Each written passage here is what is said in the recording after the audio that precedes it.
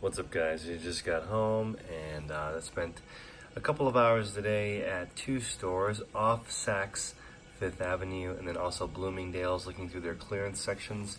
I want to show you guys the finds. So here we have a pair of two boot New York. These are pretty fancy men's dress shoes. This is a pair I'm actually looking for personally for my wedding.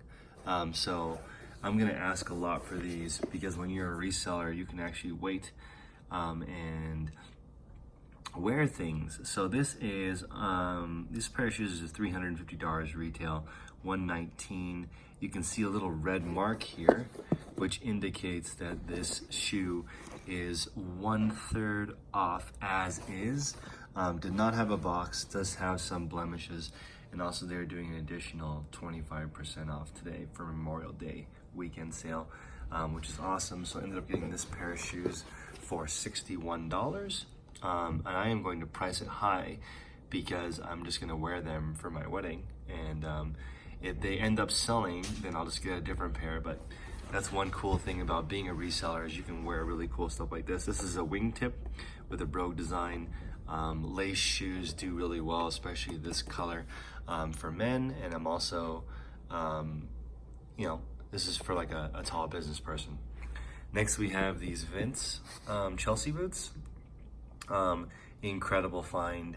These were marked all the way down to $29.97 from $425. Just an unusual size. It's size 8.5, so not super popular. But you can see I had to look through probably 500 pairs of shoes today, and I only found 4. So I think a lot of you underestimate how much time this takes. Here we go. This is a pinch bit loafer, Haan. They're not in perfect condition. There are slight blemishes. I'll do my best to take photos of these.